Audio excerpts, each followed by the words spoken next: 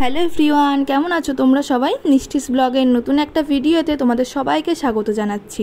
আজ শুক্রবার, এখন 5:50 বাজে। আমি রয়েছি এখন স্টেশনে। আজকে ঘুম থেকে 4:30টায় উঠেছি। উঠেই তাড়াতাড়ি করে স্নান করে গুছিয়ে গাছিয়ে বেরিয়ে পড়েছি। 6:12 ট্রেনটা ধরবো। এখন আমি স্টেশনেই রয়েছি, ট্রেনটা এখনও ঢোকেনি, সেই জন্য ব্রিজের ওপর দাঁড়িয়ে রয়েছি। তাড়াতাড়ি বেরিয়েছি। আসলে এত ভোরবেলাতে তো আর টোটো পাবো না সেইভাবে, সেই জন্য রাস্তায় এসে অনেকক্ষণ দাঁড়িয়ে থাকতে হয়েছিল আমাকে। তো ওই জন্য আমি তাড়াতাড়ি বেরিয়েছি, যাতে ঠিক টাইম মতো স্টেশনে পৌঁছে যেতে পারি, ট্রেনটা যেন মিস না হয়।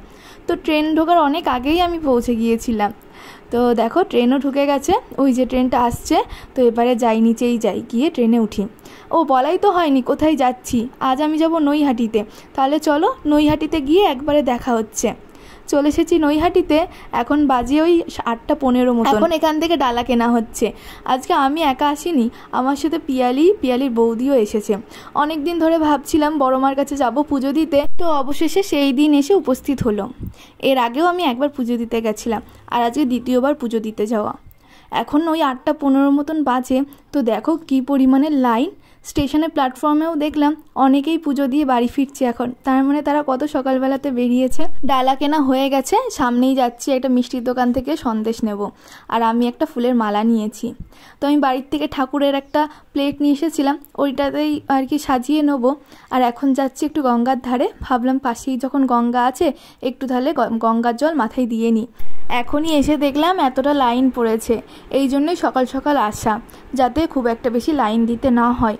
আর তারপরে আমরা যেহেতু দূর থেকে এসেছি, আবার আমাদের বাড়ি ফিরতে হবে, সেই জন্য আরও আমি ভেবেছিলাম সকাল সকাল যাব।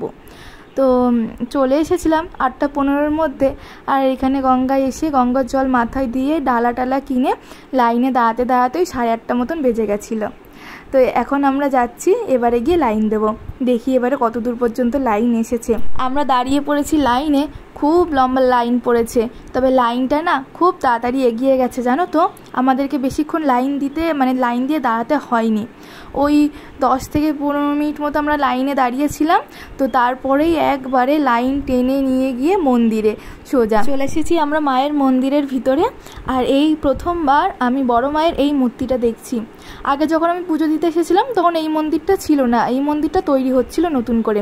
তখন উপরে পুজো হচ্ছিল, তখন ওখানে ফটোতে পুজো দেওয়া হতো। আর এখন তো এই কষ্টি পাথরের মূর্তিটাতেই পুজো হয়।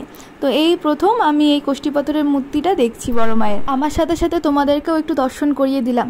মাকেও ভিডিও কল করেছিলাম, মাকেও ভিডিও কল করে দেখিয়েছি। মায়ের দিক থেকে চোখই ফেরানো যাচ্ছিল না। সত্যি এখানে এলে, এই বড় মায়ের সামনে দাঁড়ালে না আর অন্য কোনো দিকে চোখ যাবে না, শুধু মনে হবে যে বড় মাকেই দেখে যাই। আমি যতটুকু পেরেছি তোমাদের জন্য ভিডিও করেছি। মা যেন সবাইকে ভালো রাখে, সুস্থ রাখে, সকলের মনের মনস্কামনা যেন পূরণ করে। মায়ের কাছে শুধু এইটুকুই চাওয়া। আমরা এবারে আস্তে আস্তে সামনের দিকেই যাচ্ছি। তো পুজো দেওয়া হয়ে গেছে, খুব ভিড়, তোমরা হয়তো দেখে বুঝতেই পারছো। পুজো দিয়ে আমরা বাইরেই বেরিয়ে এসেছি। সামনে 3টে বড় বড় বালতির মতো রাখা আছে।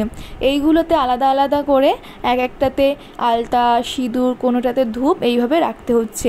কারণ এখানে তো এইভাবে ধূপ জ্বালানোর ব্যবস্থা নেই, আর আগুনের ব্যাপার, তো কখন কি বিপদ ঘটে যাবে, সেই জন্য ধূপগুলোর জন্য আলাদা ব্যবস্থা করে পুজো দিয়ে আমরা বেরিয়ে এসেছি। এই সামনেটা দাঁড়িয়ে আবার একটু ফটোও তুললাম আমরা। আর এবারে আমরা আবার যাব একটু গঙ্গার ঘাটে।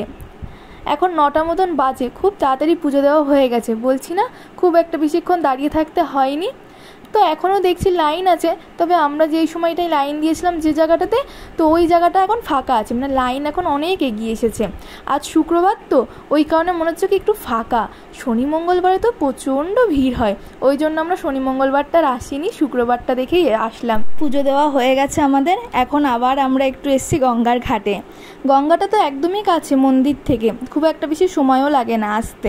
আর স্টেশন থেকে বড় মায়ের মন্দিরটাও একদম কাছে, হেঁটেই চলে আসা যায়। আমি তো হেঁটেই আসি। আবার অনেকে আছে টোটোয় বা রিক্সাতে আসে, ভ্যানে আসে, তবে হাঁটা পথে একদম একটুখানি ওই রাস্তা দিয়ে আস্তে আস্তে ডালা কিনতেই আর কি 2 পা হাঁটলেই মন্দির। আর মন্দিরের থেকে এই গঙ্গার ঘাটটাও একদম কাছে।